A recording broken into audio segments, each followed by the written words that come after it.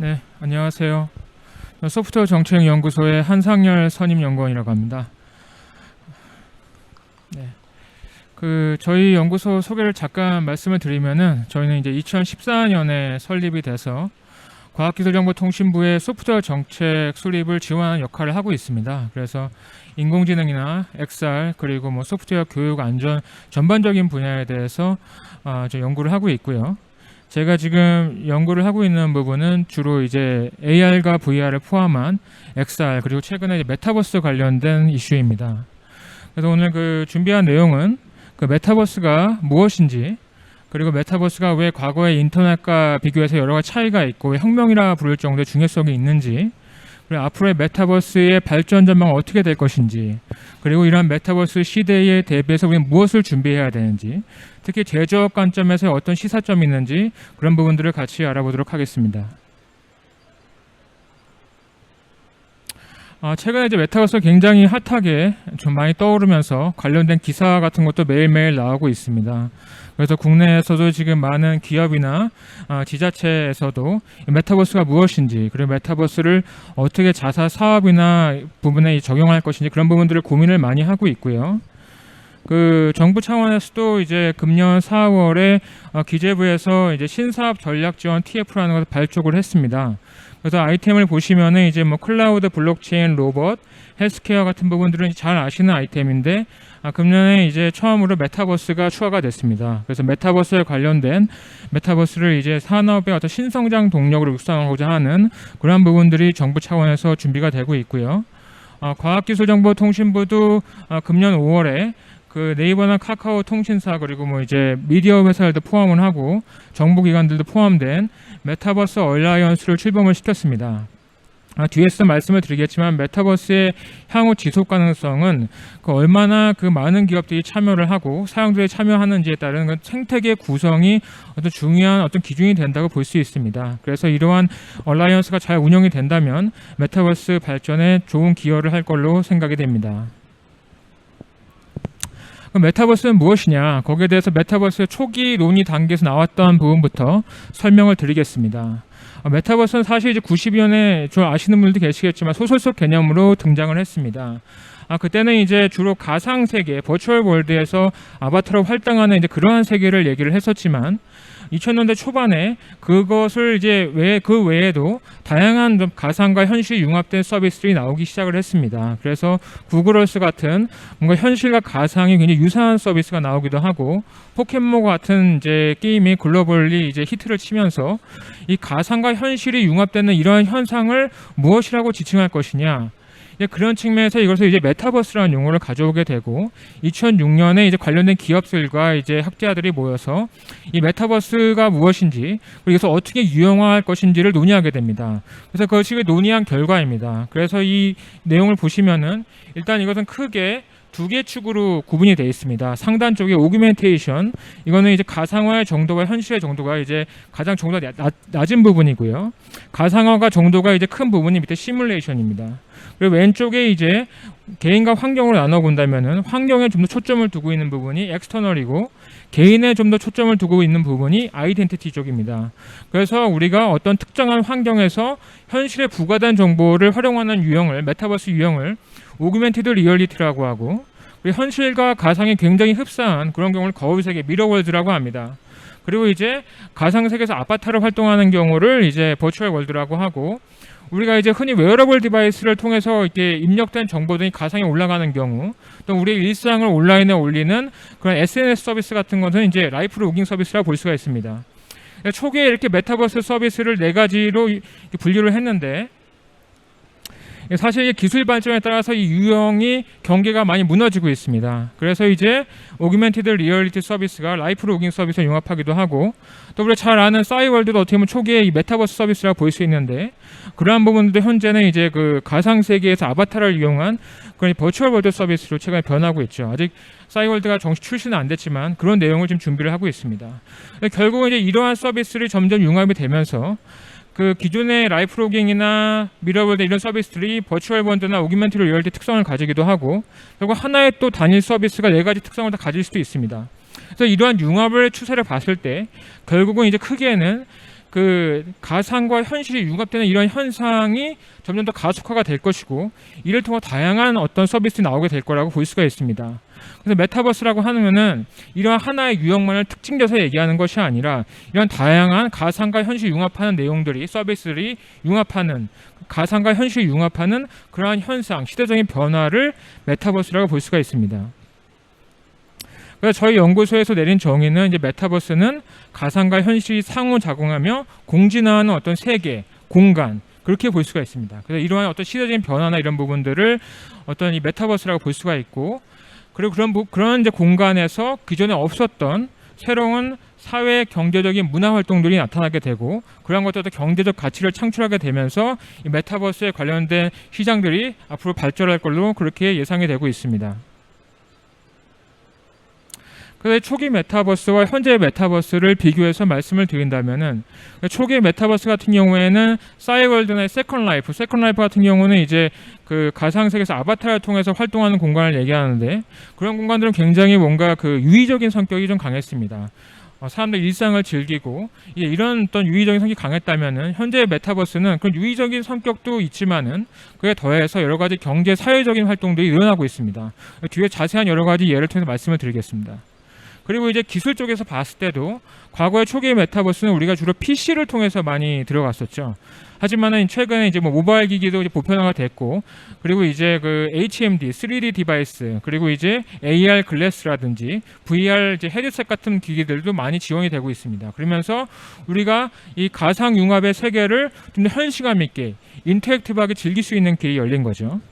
그리고 마지막으로 보게 되면은, 이제 과거에 우리가 이제 싸이월드나 세컨 라이프나 이런 서비스를 생각을 해봤을 때, 주로 그 서비스 사업자가 쌓아놓은 시나리오 안에서 그 생산자가 만든 아이템을 주로 소비하는 쪽으로만 이제 서비스가 나왔다면은, 최근에는 그런 것이 아니라 그 공간 안에서 이용자가 직접 아이템을 판매를 할 수도 있고, 그럴 때 수익을 또 얻을 수도 있습니다. 특히 이제 생산자와 소비자가 점점 선순환하는 그런 플랫폼 경제 생태계가 만들어지고 있는데, 그 부분도 뒤에서 좀 더 설명을 드리도록 하겠습니다. 이제 메타버스가 왜 중요하고 이게 혁명이라고 일컬어지는지, 이런 부분들을 과거 인터넷 시대와 메타버스 시대로 구분을 해서 좀 설명을 드리겠습니다. 그래서 이제 과거에 이제 어떤 인터넷 이제 혁명이라고 우리가 보면은 그 시대를 두 가지로 구분할 수 있을 겁니다. 첫 번째는 메인프레임 PC 같은 디바이스가 주가 됐던 시대, 그 다음에 이제 모바일이 주가 된 시대죠. 모바일의 시대나 이제 메인프레임 PC의 시대에 있어서는 편의성이 고정되어 있거나 아니면 이제 휴대를 해야 되는 그런 이제 부분이 있었고, 상호작용성 측에서 보게 되면은 마우스나 키보드나 터치 등을 이용해서 작용을 하는데, 그러한 이제 공간이 주로 제한된 스크린, 2D 화면만을 해서 가능했었습니다. 하지만은 이제 그 XR 디바이스나 이제 VR이나 AR 디바이스나 이런 부분들이 발전하면서 향후에는 이제 웨어러블 디바이스 형태로 해서 AR 글래스를 우리가 상시 착용하는 형태로 변할 수도 있고, 또한 이제 상호작용성 측면도 어떤 우리가 공간에 대한 어떤 우리 제스처라든지 음성이라든지 아니면 눈동자의 움직임 같은 그런 오감을 활용한 여러 가지 다양한 인터페이스가 가능해질 것으로 예상이 되고 있습니다. 또한 화면적인 측면에서 봤을 때도 VR이라는 어떤 한계가 없는 그런 가상의 공간이나 우리 현실 세계를 뭔가 스크린으로 쓰는, 캔버스로 쓰는 그러한 이제 화면이 가능해지는 거죠. 그래서 이걸 좀 더 직관적으로 알기 쉽게 말씀을 드리자면은, 과거에는 이러한 제한된 형태의 스크린으로서 우리가 컴퓨팅을 했지만은, 이제 새로운 어떤 그 VR이나 이런 걸 활용을 하게 되면은 우리 HMD 디바이스를 쓰고 이 앞에 여러 개의 윈도우 창을 띄워서 쓸 수도 있습니다. 그러니까 이런 식으로 공간에 컴퓨팅을 하게 되는 거죠. 또한 이제 우리가 현재는 인터넷 시대에서는 우리가 하나의 화면에서 여러 가지 웹페이지를 클릭하면서 이동을 하지만은, 이제 메타버스 시대로 가게 되면은 가상의 공간에 자기가 원하는 공간으로 이동을 하거나 아니면 그 공간 자체가 저에게로 오게 되는 거죠. 그리고 훨씬 더 공간이 직관적이고 이동들이 즉각적으로 일어나는 그런 시대가 올 수 있습니다. 그리고 이제 메타버스라는 것이 단순히 이런 어떤 서비스의 변화만이 아니라 여러 가지 기술의 복합체의 결과라고 볼 수가 있습니다. 특히 범용 기술의 복합체라고 볼 수가 있는데, 범용 기술이라고 하면은 주로 이제 다수의 산업에서 이용되는 전기라든지 컴퓨터라든지 어떤 시간이 경과함에 따라 지속적인 혁신을 통해서 여러 산업에서의 생산성이라든지 아니면 효율성의 대폭 개선을 가져오는 그러한 기술이라고 볼 수가 있습니다. 그래서 메타버스는 그 XR이라는 어떤 그 VR, AR 기술만이 아니라 이 기술이 앞에 네트워크와 데이터와 그리고 인공지능이 같이 이제 복합적으로 적용하면서 구현된 세계라고 볼 수가 있습니다. 과거에 이제 XR, VR 같은 경우는 이제 우리가 사용해 보신 분들은 알겠지만은 어떤 컨텐츠가 굉장히 뭐 멋있고 재미있지만은 그 컨텐츠가 그대로인 경우가 많았습니다. 다운로드 받아서 쓰면은 그 컨텐츠가 변하지 않는 거죠. 하지만 이제는 그런 이제 컨텐츠들이 네트워크와 데이터와 인공지능이 결합하게 되면서 사용자의 반응에 따라서 변화하고 새로운 컨텐츠로 끊임없이 업그레이드가 될 수 있습니다. 굉장히 컨텐츠가 다이내믹해지는 거죠. 그러면서 좀 더 가상 환경을 현실감 있게 느낄 수 있게 됩니다. 그래서 그런 부분들을 이제 요약을 한다면은 이머전과 그러니까 현실처럼 가상 현실을 그 현실처럼 느끼는 이머전과 그리고 인터액션, 상호작용, 그리고 이미지네이션, 인텔리전스 이렇게 구분할 수가 있습니다. 그래서 이러한 특성이 과거의 어떤 경제와 어떤 차이가 있는지를 보게 된다면은 그 과거에 우리가 1차 산업 때는 주로 우리가 케이크를 만든다고 하면 1차 산업 때는 주로 원자재를 추출해서 판매하는 그러한 형식의 경제가 이루어졌습니다. 그 다음에는 이제 그 우리가 그 케이크를 사가지고 만드는 이제 그런 이제 경제가 만들어졌고 대량 생산하는데 어떤 케이크 원자재를 사서 만드는 그런 세대가 이루어졌고 그 다음에는 이제 그 베이커리를 통해서 완성된 케이크를 구매하는 서비스 경제 시대로 갔습니다. 그 다음에 넘어서는 경험 경제라고 하는데, 가령 이제 이벤트 회사가 어떤 생일 파티를 만들어준다든지 그런 경험 경제 시대가 왔다면은 이제 메타버스의 시대에 있어서는 그러한 시공간적인 한계를 뛰어넘어서 새로운 어떠한 경험을 제공할 수 있습니다. 그래서 한 예로서 이제 맨 오른쪽에 지금 나와 있는 것은 이제 MBC 다큐멘터리 중에 너를 만났다라는 다큐멘터리인데 여기에서 이제 그 엄마가 지금 같이 가상의 생일 파티를 하고 있는 저 여자의 주인공은 옛날 때 그 전에 이제 갑자기 병으로 인해서 갑자기 사별을 한 딸입니다. 현실에 없는 딸이죠. 현실에 없는 딸을 가상 세계로 불러와서 거기서 어떤 인공지능으로 이제 대화도 하고 어떤 햅틱 디바이스를 통해서 간단한 상호작용도 할 수 있는 거죠. 그러면서 그 전에는 없던 새로운 경험이 만들어지는 겁니다. 이런 부분들이 메타버스에서 만들어질 수 있는 어떤 새로운 서비스나 가치의 예라고 볼 수가 있겠습니다. 그래서 이것을 이제 그 시대별로 좀 더 구분해서 말씀을 드리자면은, 그래서 이제 우리가 이제 그 메타버스를 이제 얘기를 할 때 또 한국말로는 이제 확장 가상 세계, 확장 현실 세계라고도 얘기를 하는데, 그 과거의 오프라인에서는 인터넷이라는 걸 통해서 우리가 온라인으로 이제 생활 영역이 넓어졌죠. 경제 영역이 넓어졌죠. 하지만 우리는 항상 이 2D라는 이 화면 안에서 뭔가 항상 제한된 형태의 정보만을 이제 우리가 활용할 수 있었습니다. 그렇기 때문에 우리가 줌 회의나 이런 것을 하게 되면은 우리 얼굴은 바라볼 수 있지만 현실에서 만난 것 같은 다양한 인터랙션이 있는 적극적인 커뮤니케이션 불가능했죠. 정보 전달의 한계가 있기 때문에. 하지만 우리가 이제 가상 공간으로까지 이제 우리 생활 공간이 확대되면서 우리가 이제 가상의 어떤 사무실을 만들 수도 있고 우리 현장에는 가상의 수술실을 만들 수도 있고 이러면서 우리의 생활 공간이 경제 공간이 업무 공간이 확대가 된 겁니다. 그래서 그 공간에서 새로운 어떤 우리가 대면에 준하는 그런 경험들을 할 수 있게 되는 것이죠.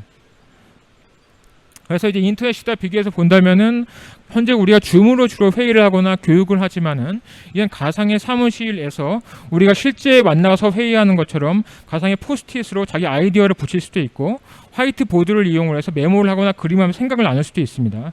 그건 적극적인 커뮤니케이션이 가능해지는 거죠. 쇼핑 측면에서도 우리가 온라인에서 옷을 주문해가지고 입어보고 안 맞으면 반품하고 이런 것이 아니라 방 안에서 이제 가상의 어떤 그 AR 글래스 등을 이용을 해서 자기 몸에 맞는 제품을 확인을 하고 바로 구매를 할 수가 있는 거죠.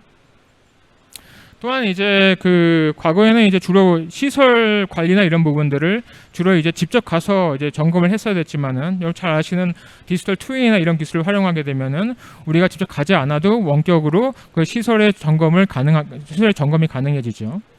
신제품 이제 개발 측면에 있어서도 현대자동차 같은 경우는 주로 이제 자동차 개발을 할 때 초기 디자인을 할 때 그 진흙이나 이제 여러 가지 소재로 그 물리적인 목업을 만들어야 됩니다. 목업을 만들면은 이제 그것을 이제 품평하거나 개선을 하려고 그러면은 각지에 있는 세계에 흩어져 있는 디자이너들이 직접 와서 리뷰를 해줘야 되는데 이제 그런 부분들을 가상 공간에서 진행할 수가 있는 거죠. 이게 굉장히 실차와 가까운 형태의 가상 모델을 프로토타입을 만들고 거기에 이제 품평하는 디자이너들은 HMD나 이제 VR이나 이런 기기들을 통해서 원격으로 접속이 가능하기 때문에 굳이 출장을 올 필요가 없어지게 되는 겁니다. 이렇게 해서 효율성이 많이 개선이 될 수가 있습니다. 그래서 이러한 부분들이 이제 과거부터 쭉 진행이 되어 왔었지만 이제 폭발적으로 이제 좀 성장하게 된 계기는 바로 비대면 수요가 큰 역할을 하고 있습니다. 그래서 비대면 시대에서 우리가 2D에서의 많은 불편함을 느낀 부분이 XR과 메타버스를 만나서 많이 해결되는 부분이 있기 때문에 그런 면에서 메타버스가 이제 성장하는 데 있어서 기여한 부분이 있습니다. 그래서 이제 이 메타버스가 이제 굉장히 요새 뉴스에 많이 나오고 또 이제 핫한 아이템을 부각이 되는 반면에 또 많은 분이 또 물어봅니다. 이제 메타버스가 앞으로 계속될 현상이냐, 이것이 혹시 지나가는 버즈월드는 아니냐. 거기에 대해서 뭐 제가 뭐 특별히 요술구슬을 갖고 있어서 미래 정확하게 내다볼 수는 없겠지만은 어떤 미래의 전망을 볼 때 이제 세 가지의 기준으로 한번 분석을 해봤습니다. 그 첫 번째는 투자, 이제 메타버스 얼마나 투자가 이루어지고 있는지, 기술 혁신 측면에서 끊임없이 뭔가 기술 혁신의 성과가 나오고 있는지. 세 번째로는 이제 생태계죠. 우리가 모바일이나 이런 생태계를 봤을 때 가장 성장하는 것이 플랫폼이라는 것이 잘 정착이 됐는지, 그런 거 중요한 부분입니다. 그래서 생산자와 이용자 계속적으로 늘어나야 되는데 그런 부 이루어지고 있는지, 그런 세 가지의 기준으로서 최근에 그 사례 등을 분석을 해봤습니다. 일단 그 메타버스의 생태계 측면에서 보게 되면은 최근에 이제 유명한 것들이 이제 뭐 로블록스나 제페토나 샌드박스 같은 것들이 많이 지금 기사에 나오고 있죠. 이런 부분들을 이제 봤을 때 세 가지 측면에서 이제 한번 그 분석을 해봤습니다.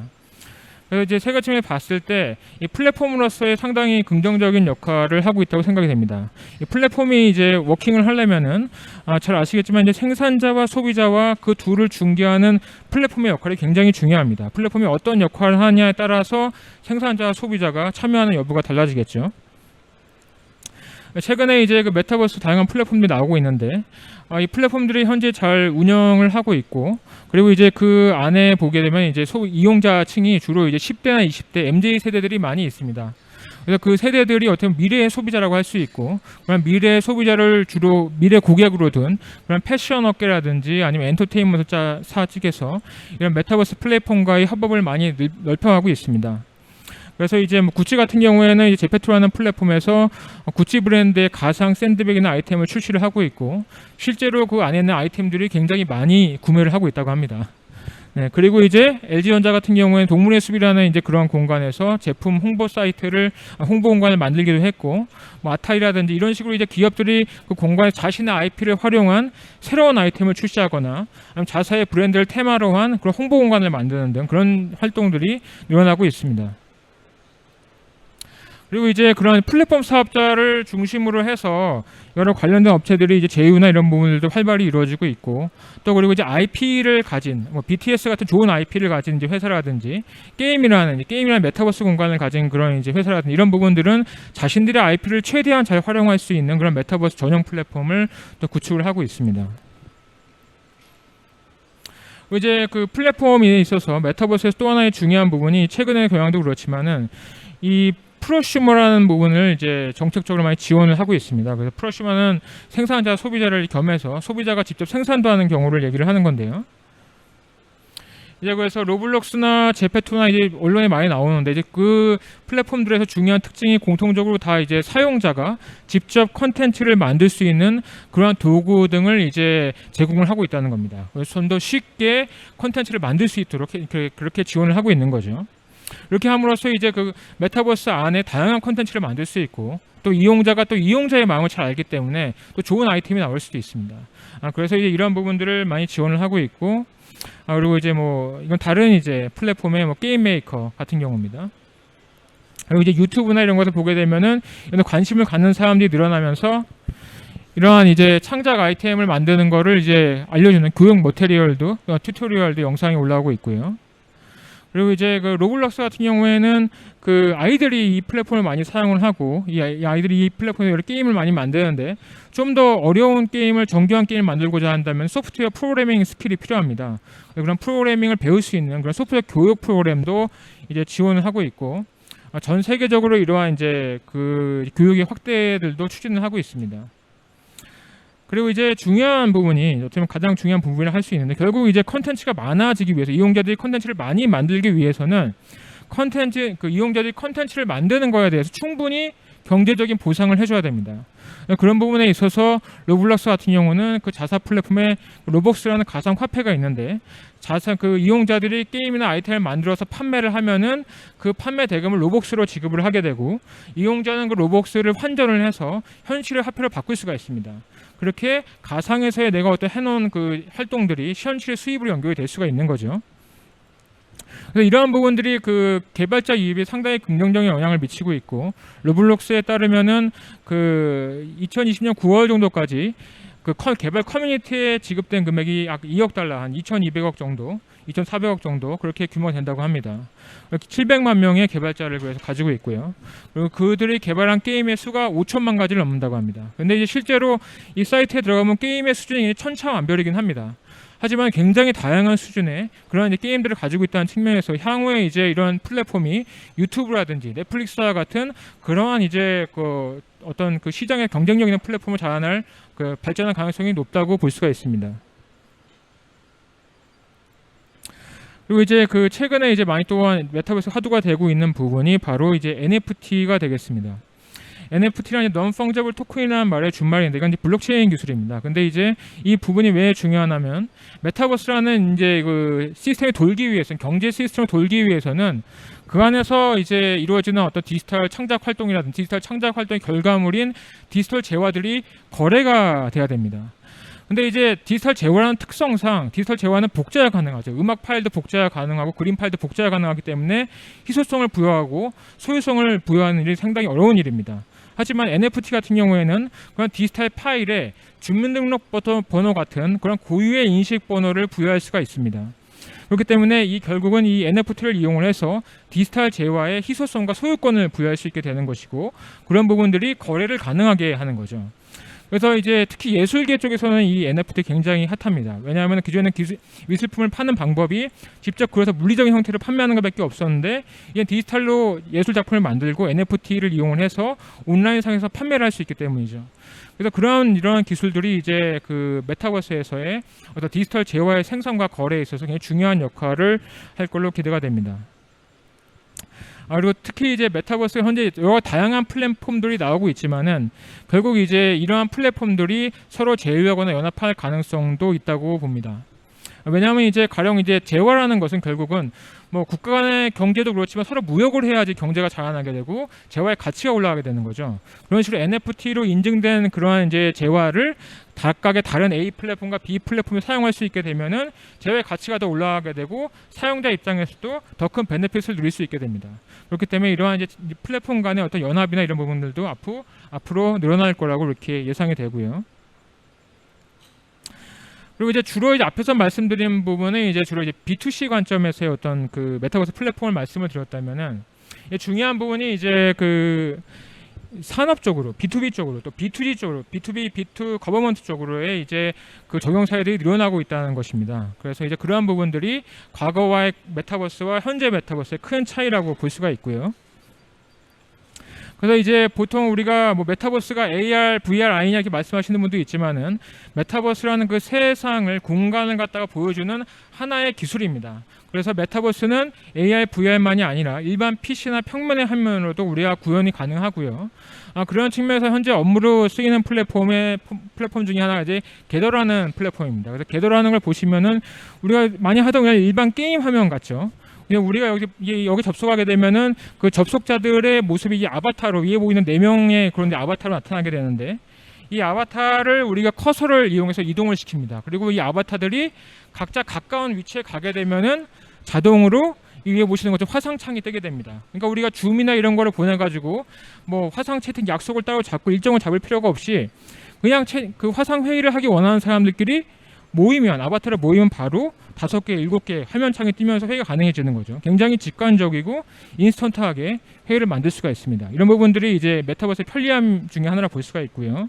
하지만 이제 이런 부분들은 우리가 어떤 얼굴 보면서 어떤 회의하는 것 외에 적극적으로 뭔가 뭐 보드를 사용한다든지 뭐 그런 식의 적극적인 커뮤니케이션 한계가 있습니다. 그래서 이제 최근에는 이제 그 가상 공간 자체에서 아바타를 통해서 커뮤니케이션하고 회의하는 그런 걸 지원하는 툴들도 나오고 있습니다. 그래서 코로나 환경에서는 특히 미국 같은 경우는 뭐 만나서 뭐 팀빌딩 같은 걸 할 수 없으니까 이런 가상 공간에서 아바타를 만나서 워크숍이나 팀빌딩을 하는 경우들도 있고요. 그리고 이제 보스턴 컨설팅 같은 경우는 이제 유럽에 있는 10개국에 있는 50명 참가자가 이런 가상 공간에서 아바타를 만나가지고 실제 저렇게 화면 발표화면도 띄우고 포스트잇에 이제 아이디어도 붙여가고 코딩 화면도 리뷰하면서 같이 해커톤을 진행한 부분이 있습니다.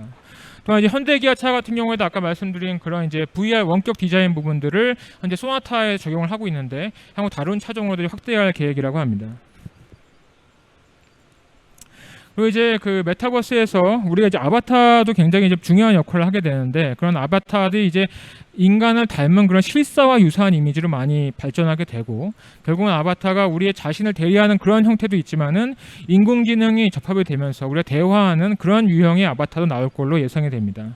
그래서 이러한 이제 인간을 닮은 이러한 이제 아바타나 다른 이제 기술도 마찬가지겠지만 그런 실사화 기술이 굉장히 비용도 시간도 많이 들고 전문성이 많이 요구가 됐지만은 최근에 이런 부분들을 이제 그 인공지능이나 여러 데이터 어떤 노하우를 활용을 해서 이런 이제 온라인상의 어떤 툴을 이용을 하게 되면은 쉽게 또 구현이 또 가능해집니다. 그래서 이런 기술들을 활용을 하게 되면은 우리가 이제 기존에 이런 메타버스 콘텐츠를 만들 때 겪었던 어떤 비용적인 시간적인 한계들이 많이 사라지게 되고 누구나 자신이 원하는 콘텐츠를 만들 수 있는 시대가 오고 있다고 볼 수 있습니다. 그리고 이제 디지털 트윈이나 이런 부분들 잘 아실 거라고 생각이 됩니다. 그리고 이제 그 메타버스가 온다고 이제 주장을 했던 그 엔비디아의 젠슨 황 같은 경우 이제 엔비디아의 CEO인데 그 엔비디아의 CEO가 그 자사의 메타버스 서비스로 얘기한 것이 바로 이제 그 디지털 트윈 기반의 옴니버스가 되겠습니다. 그래서 옴니버스는 그 다수의 디자인 팀들이 협업을 해서 다른 디자인 툴을 쓰고 있어도 그 옴니버스한 공간 안에서는 하나의 디자인을 같이 할 수가 있는 거예요. 그래서 이제 디자인의 효율성을 굉장히 높일 수가 있고 특히 이제 실사에 가까운 수준의 어떤 그 렌더링이나 설계나 이런 부분들이 설계 가능하기 때문에 이런 부분들을 실제 우리가 뭐 공장을 만들거나 제품을 만들 때 가상의 시뮬레이션을 하는 데 있어서 굉장히 유용한 툴로서 볼 수가 있습니다. 그리고 앞서서 이제 그 AI와 데이터와 XR의 융합을 말씀을 드렸는데 단순히 이게 보여지는 것만이 아니라 여기에 이제 AI나 데이터 기술들이 같이 접목이 돼서 이제 운영이 되고 이러한 프로세스를 이제 자사의 어떤 이제 BMW 같은 경우는 자사 사업에 이제 적용을 해서 계획 프로세스의 효율성을 30% 정도 향상했다는 그런 결과를 얘기한 적이 있습니다. 30%는 굉장히 큰 결과를 얘기할 수가 있죠. 그래서 이제 국내에서도 이제 이러한 부분에 대해서 현재 그 사업을 진행하고 있는 업체들이 있습니다. 그래서 맥스트나 버넥트 같은 기업들이 산업용의 AR 컨텐츠 관련된 서비스나 이런 솔루션을 제공을 하고 있고 또 스스로 이제 기업이 AR 컨텐츠를 만들 수 있는 플랫폼의 저작 도구도 제공을 하고 있습니다. 그리고 이제 우리가 애플하고 메타버스하고 약간 좀 떨어져 보일 수도 있는데 애플 같은 경우에는 이제 AR 쪽에 있어서 일찍이 관심을 보여왔고 그리고 여러분이 최근에 뭐 아이폰이나 아이패드 사신 분들 같은 경우에는 3D 스캐닝을 정밀하게 3D 스캐닝을 할 수 있는 아이다 센서 같은 부분들이 장착된 부분들도 있습니다. 향후 이제 AR뿐만이 아니라 나중에 VR까지도 이제 진출할 걸로 예상이 되고 있고요. 그리고 이제 메타버스의 어떤 혁신 측면에서 본다면은 그 메타버스를 구현하는 AR 소프트웨어나 AR 하드웨어, 클라우드 센서 같은 굉장히 다양한 관련된 기술들의 특허가 지속적으로 증가하는 추세입니다. 그리고 이제 애플 같은 경우 아까도 잠깐 말씀을 드렸지만 이제 애플도 이제 결국은 이제 VR 쪽에 진출할 거라는 얘기들이 나오고 있고요. 그런 이제 기사들을 딱 보면은 한 1년, 2년 정도 후에 아마 애플의 디바이스 나오게 될 것 같습니다. 근데 그렇게 애플의 과거의 어떤 히스토리를 봤을 때 애플에서 VR나 AR 디바이스를 나게 된다면 이 시장이 급속히 확장될 가능성도 있습니다. 그리고 이제 MS 같은 경우도 메타버스에 대해서 굉장히 적극적으로 참여하고 있는 기업이고 일찌감치 투자를 해왔었습니다. 그래서 홀로렌즈 관련돼서 이제 아까 여러 다른 분들 말씀하셨지만 그 툴을 출시를 했었고 특히 최근에 이제 금년 그 4월경에 미 육군의 이제 그 홀로렌즈 기반의 디바이스를 25조 계약을 체결을 했습니다. 그래서 국방부가 굉장히 그냥 보수적인 집단이고 어떻게 보면은 그 안전성의 효율 측면에서 검증을 많이 하는데 이러한 기관에서 홀로렌즈를 구매했다는 것은 이제 항우 산업 발전에 있어서 중요한 시그널이 될 수가 있을 것으로 보입니다. 이런 이제 B2B 사이드에서의 어떤 VR 같은 기기를 많이 발전하고 있고 소비자 시장에서도 이제 최근에 이제 오큘러스 퀘스트 같은 기기들이 나와서 대중적으로 좋은 반응을 얻고 있습니다. 특히 이제 기기의 어떤 성능적인 측면이라든지 가격적인 측면에 있어서 대중적으로 가기 위해서는 이제 가격이 많이 낮아져야 되는데 원보다 2가 한 $100 가량이 이제 싸지고 반면에 성능 한 2배 가량 좋아지는 그런 혁신을 이루고 있습니다. 퀘스트 2 같은 경우에는 현재 우리가 그 SKT를 통해 구매할 수도 있고 뭐 온라인 수업을 통해 구매도 할 수 있기 때문에 관심이 있으시면 직접 한번 사용해 보시는 것도 좋을 것 같습니다. 그리고 이제 기기만이 그리고 판매가 많이 된다고 해서 그 시장이 커진다고 볼 수는 없죠. 그리고 그 기기를 사용하는 유저의 수와 그 이 기기를 사용하는 컨텐츠의 판매가 늘어야 되는데 그런 측면에서 보게 되면 그 접속자 수나 컨텐츠도 많이 증가 추세에 있다고 볼 수 있습니다. 컨텐츠 판매액에 대한 그런 부분들이고요. 왜 디바이스 부분도 이제 우리가 주로 VR, AR이나 PC 부분을 얘기하지만은 말씀드린 메타버스는 결국 이머전, 그 현실에서 우리가 가상과 같은 그런 현실감을 느껴야 되는데 그런 걸 지원해 주는 데 있어 여러 가지 컨트롤러라든지 그런 디바이스의 개발이 필요합니다. 그래서 그런 부분들이 현재 계속해서 늘어나고 있고 또한 이제 어떤 그 거울 형태의 AR 디바이스라든지 아니면 원통 형태의 홀로렌즈 기기라든지 여러 가지 형태의 기기들이 구현되면서 사람들이 이제 좀 더 현실감 있는 인터랙티브한 메타버스 경험들이 가능해질 거라고 전망이 됩니다. 투자 측면에 있어서도 뭐 ARK 인베스트먼트를 비롯해서 여러 이제 기관 투자에서 이제 메타버스를 중요한 투자템을 여기고 있고 투자를 늘려가고 있습니다. 이제 관련된 기업들의 가치들도 보시게 되면은 많이 상승을 하고 있고 엔비디아 같은 경우는 4월 달에 조사했을 때 한 $500 정도였는데 지금 한 $800가 넘어간 걸로 알고 있습니다. 그래서 이러한 시대를 이제 맞이해서 우리가 무엇을 준비해야 할 것인지 이제 개인적인 측면에 있어서는 이제 앞서 말씀드린 여러 가지 메타버스에서 크리에이터 툴을 이용을 한 그런 크리에이터 직업들이 많이 만들어질 수 있을 것 같고요. 기업 측면에서는 이제 아까 말씀드린 뭐 게더라든지 이런 플랫폼을 활용을 해서 자사의 업무 방식을 혁신하는 그런 기회가 있을 것으로 생각이 됩니다. 그리고 디지털 휴먼이라든지 이런 메타버스 플랫폼과의 어떤 그 협업을 통해서 자사가 보유한 IP의 활용 가치를 높일 수도 있을 것 같습니다. 국가적인 측면에서 뭐 현재 지원하고 있는 이제 여러 가지 뭐 공공 사업들, 특히 시공간에 한계에 갇혀 있는 뭐 지방 사업이라든지 그런 부분들을 이제 혁신하는 데 있어서 활용해 볼 수 있을 것 같고요. 이제 제조업 쪽에서의 그 시사점을 좀 간단하게 살펴보겠습니다. 그래서 이제 그 밸류체인별로 현재 메타버스의 활용 사례를 좀 간단하게 좀 말씀을 드리면은 이제 앞에 뭐 PTC에서 굉장히 자세한 말씀을 해주셨기 때문에 그런 부분들은 좀 스킵하면서 가겠습니다. 그래서 이제 조립 정비 같은 부분에서 이제 AR 기기 등이 제조업에서 많이 쓰이고 있고요. 그리고 이제 앞서 말씀드린 디자인 단계에 있어서 원격으로 디자인하는 부분들도 적용이 되고 있고 엔비디아 같은 경우는 아까 말씀드린 건 팩토리 설계하고도 있고 또 이제 라인을 변경하게 될 때 어떤 동선에서 생산자가 가장 효율적으로 일할 수 있는지 그런 부분들도 실사에 가까운 그런 환경에서 시뮬레이션을 할 수가 있습니다. 그래서 이런 부분들도 기업에서 향후 이제 도입을 고려할 수 있는 부분이고요. 그리고 이제 뭐 창고에서 AR이나 이런 어떤 홀로렌즈 같은 기기를 활용을 해서 기기의 재고 상태라든지 아니면 이제 그 뭐 여러 가지 관련된 정보 등을 즉시적으로 파악을 할 수가 있고 메타버스라는 이제 가상 세계에서의 제조업을 생각을 해본다면은 그런 부분은 주로 현재 홍보용으로 많이 사용이 되는 것 같습니다. 그래서 가상 공간에서 폭스바겐 같은 경우는 이제 모터쇼를 개최를 했었고 특히 이제 가상 공간에서 모터쇼를 하게 되면은 차량의 내부나 이런 부분들도 볼 수 있고 아니면 차량이 작동되는 모습도 가상으로 구현이 가능하기 때문에 소비자에게 좀 더 많은 정보를 제공할 수 있다는 측면에서 유리한 면이 있습니다. 그리고 이제 현대자동차 같은 경우에는 이제 제페토라는 이제 공간에서 이제 그쪽 세대들한테 어떤 마케팅 홍보를 하는 수단으로서 이제 활용을 했었고요. 그래서 소나타 N라인이나 이런 부분들을 이렇게 컨텐츠를 만들고 실제 이 공간 안에서 이 자동차를 운전하고 다니면서 친구들과 사진도 찍고 홍보하는 그런 수단으로서 메타버스를 활용한 부분이 있습니다.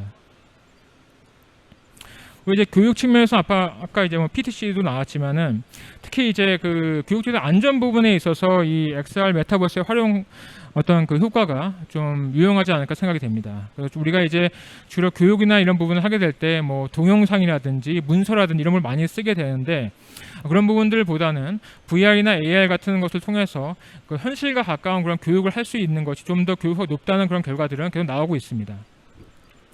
하지만 이제 그러한 이제 어떤 VR이나 AR 교육 콘텐츠를 만들 때 그런 분의 교육 어떤 비용적인 부분이나 시간적인 부분이나 그러면 어려운 부분이 바틀렉이 될 수 있는데 그 PTC의 뷰포리아 같은 경우는 숙련공이 저렇게 이제 작업을 하는 과정들이 또 홀로렌즈 디바이스를 통해서 자동으로 입력이 되고 그 만들어진 그 입력된 정보가 자동으로 이제 AR 콘텐츠로 만들어져서 비숙련공이 그 정보를 보고서는 작업을 할 수 있는 거죠. 그렇기 때문에 순환직이 많은 경우라든지 인력의 교체가 많은 경우에는 이러한 솔루션이 유용하게 활용될 수 있습니다. 그리고 이제 특히 이제 어떤 안전 위험한 시나리오나 이런 부분들이 있다면은 그런 시나리오 같은 걸 가상으로 이제 구현을 해서 이제 체험 형식의 어떤 안전 교육을 할 수도 있고요. 특히 이제 뭐 굳이 제조업만 해당되는 것은 아니지만은 최근에 이제 코로나 때문에 그 신입사원 교육이나 이런 부분들이 이제 많이 어려운데 이제 LG 디스플레이 같은 경우 최근에 이제 메타버스 공간에서 이런 신입 직원 연수를 진행했다고 합니다. 그래서 이 공간 안에서 이제 아바타 형태로 모여가지고 네트워킹도 하고 뭐 게임도 하고 하면서 유대감이나 그런 결속감을 다지고 이제 하는 부분인데 뭐 만족도도 거의 90%에 가까운 정도로 좋은 성과를 거뒀다고 합니다. 그래서 이제 그 메타버스에서 이제 그 제조업에 가지는 어떤 시사점 측면에서 봤을 때 결국 이제 메타버스가 제조업에 유용하게 활용될 수 있는 부분은 이제 우선적으로 AR이라고 봅니다. 제조 현장에 있어서 그 가상의 정보를 오버레이 해줘서 현장 작업자의 어떤 효율을 높여주는 부분인데요.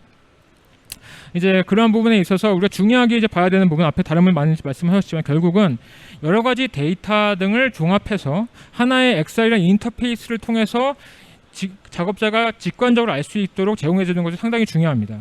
그러기 위해서는 작업자가 필요한 여러 가지 시스템들이 이제 프로토콜이 다를 수도 있는데 그런 부분들을 이제 이 클라우드 상에서 그것을 이제 연동해주고 그런 부분들이 통일감 있게 그 사용자에게 전달이 돼야 되는 거죠. 그렇기 때문에 XR 보이는 거에만 너무 집중하지 마시고 그 윗단에 있는 데이터와 인공지능과 네트워크를 좀 중요하게 볼 필요가 있습니다. 그리고 이제 그 시간이 얼마 남지 않아서 간단하게 좀 설명을 드리겠습니다. 이거는 이제 그 미국 그 육군 협회에서 이제 그쪽에서 가상 훈련에 관련돼서 리뷰한 자료가 있습니다.